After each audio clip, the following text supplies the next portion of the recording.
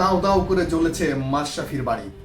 Dictator বা স্বৈরাচারী শেখ হাসিনা দেশ ছেড়ে পালানোর পরই আগুন দিয়ে জ্বালিয়ে দেওয়া হয় তার নড়াইলের এই বাড়িটি। একটি দল বা গোষ্ঠীর রাজনৈতিক প্রতিহিংসা বা রাজনৈতিক ফায়দা লুটার জন্য অথবা রাগ থেকে করেছে এই কাজটি। কারণ তিনি আওয়ামী লীগের সংসদ সদস্য ছিলেন, তিনি ছাত্র আন্দোলনের পক্ষে কোনো কথা বলেননি, তাই রাগ ও ক্ষোভের বশবর্তী হয়ে এই কাজটি করেছেন। পুড়িয়ে দিয়ে আসলেই খুব একটা লাভ হলো কি? সঠিকভাবে তদন্ত করে যদি সে অপরাধী বা অর্থ লুটের বা পাচারের সাথে সম্পৃক্ত থাকতো, তাহলে এটা না পুড়িয়ে তার বাড়ি বা বাড়ির জিনিসপত্র বাজেয়াপ্ত করে সরকারি কোষাগারে জমা দিলে দিন শেষে দেশের লাভ হতো, দেশ মেরামতের বা ঋণ পরিশোধের কাজে লাগতো। বাড়ি পুড়িয়ে দিয়ে কোনো লাভ হয়নি, বরঞ্চ এক শ্রেণীর মানুষ এটাকে কাজে লাগিয়ে দেশের ভাবমূর্তি ক্ষুণ্ণ করেছে, দেশের ভিতরে একটা সাম্প্রদায়িক দাঙ্গা বাঁধানোর চেষ্টা করেছে। বাড়ি পুড়ল মাশরাফির, আর ওইদিকে ভারতীয়রা এটাকে চালিয়ে দিল লিটন দাসের বাড়ি বলে সাম্প্রদায়িক দাঙ্গা বাঁধানোর জন্য। বোঝানোর চেষ্টা করা হলো হাসিনা পালাবার পর থেকে বাংলাদেশে অসাম্প্রদায়িক দাঙ্গা শুরু হয়ে গেছে, হিন্দুরা সেফ না। কিন্তু বাংলাদেশের মুসলিম এবং মাদ্রাসার ছাত্ররা সারা রাত জেগে পাহারা দিয়েছে হিন্দু বা অন্য ধর্মের মানুষের উপাসনালয়গুলা যাতে কেউ ক্ষতি করতে না পারে, কেউ সাম্প্রদায়িক দাঙ্গা বাঁধিয়ে রাজনৈতিক ফায়দা না লুটতে পারে। আর প্রথম এই উস্কানিমূলক পোস্টটি করেন হিন্দুত্ববাদ নাইট নামের একটা ইন্ডিয়ান অ্যাকাউন্ট থেকে মিডিয়া প্ল্যাটফর্ম এক্সে, সোর্স ডন। আর এই পোস্টটি মুহূর্তে ছড়িয়ে পড়ে বিশ্বের বিভিন্ন স্থানে। এই ভিডিও বানানো পর্যন্ত এই পোস্টটি ভিউ হয়েছে প্রায় 1.1 মিলিয়ন। এরপর সুনন্দা রয় নামের একটি আইডি থেকে পোস্টে লেখে, this is the condition of an elite Hindu of Bangladesh, just imagine the condition of common Hindus. এছাড়া আরো অনেক আইডি থেকে ছড়িয়ে পড়ে মুহূর্তের মধ্যে। এর প্রভাব পড়েছে বাংলাদেশে ব্যাপক হারে। শেখ হাসিনা ক্ষমতা থেকে পালিয়ে যাওয়ার পর তার অনুরাগীরা তো বসেই ছিল এইগুলা ছড়ানোর জন্য, সুযোগ পেল আর শুরু হয়ে গেল চালিয়ে দিন। এর সাথে সাথে বাংলাদেশের হিন্দু সম্প্রদায়ও ভীত সন্ত্রস্ত হয়ে পোস্ট করা শুরু করলো। আর এটা নিয়ে ভারতের একজন ইউটিউবার আকাশ ব্যানার্জি তার দেশভক্ত ইউটিউব চ্যানেলে আরো ভালো একটা ভিডিও করেছে, আপনারা চাইলে সেই ভিডিওটা দেখে নিতে পারেন। যাই হোক, হাতের 5 আঙ্গুল যেমন সমান না, তেমন সব ভারতীয়রাও এক না। অনেক ভারতীয় ভাই বোনরা আন্দোলনের সময় পশ্চিমবঙ্গে মাঠে নেমেছিল আমাদের পাশে দাঁড়ানোর জন্য। এমনকি দেশভক্ত নামে যে ইউটিউব চ্যানেল আকাশ ব্যানার্জি, সেও সবকিছু খুব সুন্দরভাবে প্রেজেন্ট করেছিল বাংলাদেশের এই ছাত্র আন্দোলনের সময়। যাই হোক, আসল কথা হচ্ছে সোশ্যাল মিডিয়াতে কিছু শেয়ার করার আগে আমাদের সকলের উচিত যাচাই করে নেওয়া। যাই হোক, এবার ফিরে আসি মাশরাফি বীর মুর্তজাতে। মাশরাফি দল মত নির্বিশেষে এখনো বাংলাদেশ ক্রিকেটের সেরা ক্যাপ্টেন। তিনি বাংলাদেশ ক্রিকেটকে অনেক কিছু দিয়েছেন। 16 বছরের ক্রিকেট ক্যারিয়ারে 11 বার চোটের কারণে দলের বাইরে ছিলেন, একই জায়গায় বারবার অস্ত্রোপচার করেছেন, তারপরও বারবার মাঠে ফিরেছিলেন। ক্রিকেট দলকে সুগঠিত করেছিলেন দলনেতা হিসাবে।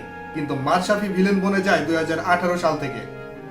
2018 সালে অনুষ্ঠিত একাদশ জাতীয় সংসদ নির্বাচনে নড়াইল 2 আসন থেকে বাংলাদেশ আওয়ামী লীগের পক্ষে মনোনয়ন নেওয়ার পর থেকেই সে অন্য রাজনৈতিক মতাদর্শের মানুষের কাছে ভিলেন হতে থাকেন। বিবিসি নিউজ বাংলা 2018 সালের 12 নভেম্বর এই শিরোনামে একটা নিউজ করে, সংসদ নির্বাচনে মাশরাফি, ফেসবুকের ক্রিকেট তারকার রাজনীতিতে যোগদানের সিদ্ধান্তে যত প্রতিক্রিয়া।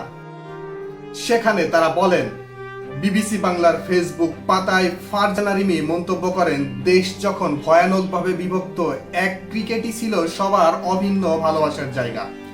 রাজনীতির বাইরে থেকে এক মাশরাফি একটা কথা বললে সবার মাঝে যে প্রতিক্রিয়া ঘটতো, এখন কি তা হবে? আলী মোহাম্মদ হোসেন লিখেছেন, নেতা যদি হতে চাও ইমরান খানের মতো আলাদা দল গঠন করে প্রধানমন্ত্রী হও, আমরা আছি তোমার সাথে। রমজান রাজ নামের একজন লিখেছেন, আমি চাই না মাশরাফি বুড়ো বয়সে জেলে যাক। আমি চাই না দেশের সবচেয়ে বড় সুপারস্টার ক্লিন ইমেজের মানুষটির দিকে আঙ্গুল তাক করে কেউ একটু কথা বলুক। দেশের রাজনীতি তোমার মতো ব্যক্তির জন্য না বস, প্লিজ ফিরে এসো 16 কোটি মানুষের হৃদয়ে। 30 ডিসেম্বর 2018 অনুষ্ঠিত একাদশ জাতীয় সংসদ নির্বাচনে নড়াইল 2 আসন থেকে 2,71,210 ভোটে নির্বাচিত হয়ে সংসদ সদস্য নির্বাচিত হন তিনি। এই নিয়ে প্রথম আলো একটা প্রতিবেদন করেন। ভোটের মাঠেও খেল দেখালেন মাশরাফি।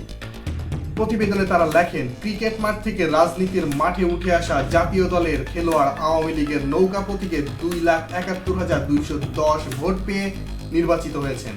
নিকটতম প্রতিদ্বন্দ্বী এনপিপির চেয়ারম্যান ফরিদুজ্জামান ধানের শীষে পেয়েছেন ৭,৮৮৩ ভোট। বেসরকারিভাবে নির্বাচিত মাশরাফি 2,63,000 ভোটের ব্যবধানে জয়ী হয়েছেন। মাঠের খেলায় জয়ী অধিনায়ক এবার রাজনীতির মাঠেও খেল দেখালেন। তারিখ 30 ডিসেম্বর 2018। এবার আসি 18 নির্বাচনী হলফনামায় মাশরাফির আয় ও ব্যয়ের হিসাবে। 2018 নির্বাচনী হলফনামায় মাশরাফি তার আয় ও ব্যয়ের হিসাব দেখিয়েছেন এইভাবে: সম্ভাব্য অর্থের পরিমাণ 40 লাখ টাকা, আর আয়ের উৎস স্পোর্টস এবং অ্যাডভার্টাইজ মিডিয়া। মোট সম্পদের পরিমাণ 3.61 একর কৃষি জমি নড়াইল সদরে, যার আনুমানিক মূল্য 37 লাখ টাকা। গৃহ সম্পত্তি দেখানো ছিল একটা 6তলা বাড়ি, একটা একতলা বাড়ি, 2800 স্কোয়ার ফিটের ফ্ল্যাট মিরপুরে, আর পূর্বাঞ্চলে একটা 5 কাঠার প্লট, যেগুলোর মূল্য দেখানো হয়েছে আনুমানিক 5,93,74,000 টাকা। মোট আনুমানিক বাৎসরিক আয় দেখানো হয়েছিল 2,04,64,700, আর মোট বাৎসরিক ব্যয় দেখানো হয়েছিল 35,80,500। 7 জানুয়ারি 2024 দ্য ডেইলি ইত্তেফাক, তাদের শিরোনাম: বিশাল ব্যবধানে জয় পেলেন মাশরাফি। দ্বাদশ জাতীয় সংসদ নির্বাচনে নড়াইল 2 আসন থেকে বেসরকারিভাবে জয়ী হয়েছেন আওয়ামী লীগের প্রার্থী মাশরাফি বিন মুর্তজা। তিনি এই আসনে নৌকা প্রতীকে ভোট পেয়েছেন 1,89,102 ভোট। মাশরাফির নিকটতম প্রতিদ্বন্দ্বী ওয়ার্কার্স পার্টির হাতুড়ি প্রতীকের শেখ হাফিজুর রহমান পেয়েছেন 4,041 ভোট। এই নিয়ে টানা দ্বিতীয়বার সংসদ সদস্য নির্বাচিত হলেন বাংলাদেশ ক্রিকেট দলের সাবেক এই অধিনায়ক। এই নির্বাচনে ভোট পড়েছে 40%, মাত্র 40%, কারণ 2024 নির্বাচন কেমন হয়েছে সেটা সবারই জানা ছিল। শুধুমাত্র আওয়ামী লীগই এই নির্বাচনে অংশগ্রহণ করেছিলেন।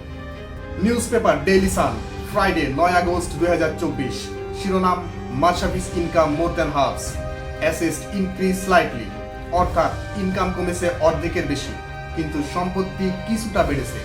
আবারও বলছি, কিছুটা।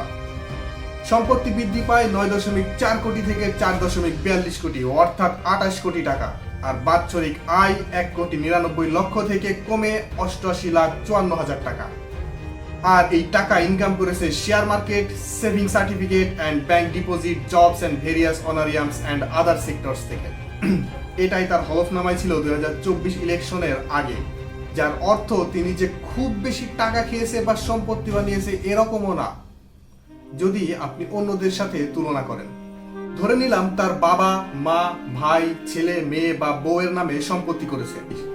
যদি করেও থাকে, সেটা অন্যদের সাথে তুলনা করলে সামান্যই হবে বলে আমার মনে হয়। 2018 থেকেই ভিলেন মাশরাফি। হ্যাঁ, আসলে তখন থেকেই শুরু। 2018 সালে বন ও পরিবেশ বিষয়ক উপকমিটিতে ছিলেন এবং 2024 আওয়ামী লীগের যুব ও ক্রীড়া সম্পাদক ছিলেন। Source bdnews24.com। আসলে 18তে আওয়ামী লীগে যোগ দেওয়ার পর মাশরাফি ভিন্ন রাজনৈতিক মতাদর্শের মানুষের কাছে আস্তে আস্তে ভিলেন হতে শুরু করলো এবং ক্রিকেট খেলা নিয়ে ক্রিটিসাইজ শুরু করে। 2018 বিশ্বকাপে খারাপ করার পর যেটা আরো প্রকট হতে শুরু করে। এই নিয়ে মাশরাফি নিজে দ্য বিজনেস স্ট্যান্ডার্ডে একটা সাক্ষাৎকারে বলেন, the main reason behind this was probably politics. I think there was a political reason behind the criticism. See, I don't think there is a single person who is neutral. So এভাবে যদি কথা বলে তাহলে অবশ্যই সে আস্তে আস্তে ভিলেনে পরিণত হবে, এটাই স্বাভাবিক। 2024 একতরফা নির্বাচনে ভোট দেওয়ার পর মাশরাফি বলেন, খুব ভালো ভোট হচ্ছে, সবার ভোট দেওয়া উচিত। সোর্স প্রথম আলো, 21 মে 2024। এই কথাটাও ব্যাকফায়ার করে, কারণ সাধারণ জনগণ সবাই দেখেছে 2024 কেমন ভোট হয়েছে। বিগত 5 বছরে মাশরাফির কর্মকাণ্ড আওয়ামী লীগ ও ছাত্রলীগ কেন্দ্রিক হয়ে ওঠে। এই নিয়ে 20 ফেব্রুয়ারি 2020 বৃহস্পতিবার মানব জমিনে একটা প্রতিবেদন করে, মাশরাফির শেষ ভরসা এখন ছাত্রলীগ। এই প্রতিবেদনে বলা হয়, মাশরাফি বিন মুর্তজাকে নিয়ে নিজের ফেসবুক ওয়ালে দীর্ঘ একটা স্ট্যাটাস দিয়েছেন বাংলাদেশ সাধারণ ছাত্র অধিকার সংরক্ষণ পরিষদের সাধারণ সম্পাদক মোহাম্মদ রাশেদ খান। হ্যাঁ, এই বাংলাদেশ সাধারণ ছাত্র অধিকার সংরক্ষণ পরিষদ, এটা ভিপি নূরের রাজনৈতিক দল। যাই হোক, তিনি সেখানে লিখেছেন, যৌবনের আবেগ ছিল মাশরাফি। এক সময় মাশরাফিকে আমরা সমগ্র বাংলাদেশের মানুষের করে নিয়েছিলাম, কিন্তু মাশরাফি হয়ে গেল একটি দলের। আমরা স্বপ্ন দেখতে শুরু করেছিলাম মাশরাফি হবে বাংলাদেশের ইমরান খান, কিন্তু তিনি হলেন আওয়ামী লীগের এমপি। এখন মাশরাফি দেখা করেন ক্ষমতাসীনদের সাথে, কথা বলেন রাজনৈতিক মঞ্চে। আগে মাশরাফি দেখা করত ভক্তদের সাথে, ভক্তদের জড়িয়ে নিতেন বুকে। আর এখন ছাত্রলীগই মাশরাফির শেষ ভরসা। মুজিব বর্ষে ছাত্রলীগকে দুর্নীতি রুখে দেওয়ার পরামর্শ দেন, কিন্তু আবরার হত্যার মতো ঘটনা যেন ছাত্রলীগের দ্বারা না ঘটে সেই বিষয়ে তিনি কোনো কথা বলেন না। মাশরাফি ইদানিং ঢাকা বিশ্ববিদ্যালয়ে আসেন, কিন্তু তিনি ছাত্রলীগের সাথেই সময় কাটান, ব্যাডমিন্টন খেলেন। ঢাকা বিশ্ববিদ্যালয়ের শিক্ষার্থীদের সাথে তিনি দেখা করেন না। অথচ মাশরাফি হয়তো জানে না, মাশরাফি যখন খেলার মাঠে খেলে, টিভি রুমে তার জন্য শত শত ভক্ত সৃষ্টিকর্তার দরবারে হাত তুলে দোয়া করে। এভাবে আস্তে আস্তে মানুষের ভালোবাসা থেকে বঞ্চিত হতে থাকে মাশরাফি। এত কিছুর পরও সাধারণ মানুষ তাকে ভালোবাসতো, আর এই সাধারণ মানুষের বেশিরভাগই ছিল ছাত্র বা তরুণ প্রজন্ম। তার লিডারশিপ, বিভিন্ন সময়ে ক্রিকেট নিয়ে কথা বলা, তার এলাকায় বিভিন্ন উন্নয়নমূলক কর্মকাণ্ড, সাধারণ গরিব মানুষের সাথে তার আচার ব্যবহার সবই এই তরুণ প্রজন্ম ফলো করত এবং আইডল মানত। সেই তরুণ প্রজন্ম যখন মাঠে নামলো কোটা আন্দোলনে, তখন তিনি ছিলেন নিশ্চুপ। স্বৈরাচারী সরকার যখন সাধারণ নিরস্ত্র ছাত্রদের গুলি করে হত্যা করেছিল, তখনও তিনি চুপ ছিলেন।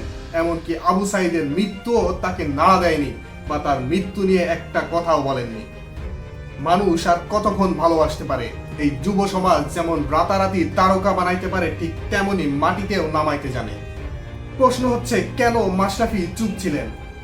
কারণ মাশরাফি তখনকার রুলিং পার্টি আওয়ামী লীগের একজন এমপি এবং চিফ হুইপ ছিলেন, যার কারণে তিনি কোনো কথা বলেননি, যেটা তার একটা লিমিটেশন।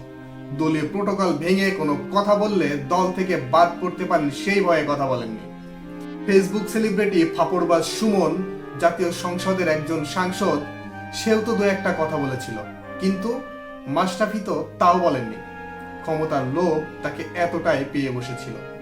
যাই হোক, এই নতুন বাংলাদেশ গড়ার জন্য, ক্রিকেটকে নতুন করে ঢেলে সাজানোর জন্য, বা ক্রিকেটের উন্নয়নের জন্য মাশরাফির মতো একজনকে আমাদের খুব দরকার ছিল। কিন্তু মাশরাফি এখন জনগণের শত্রু, তাকে আর কেউ ভালোবাসে না, তাকে আর কেউই চায় না। এখন মাশরাফির নাম শুনলে সবাই ঘৃণা করে, কিন্তু আসলে এমনটা কি হওয়ার কথা ছিল? মাশরাফি যদি আওয়ামী লীগে অথবা কোনো রাজনৈতিক দলের সাথে যোগদান না করতেন, তাহলে হয়তো মাশরাফি এখন বিসিবির সভাপতি হতেন।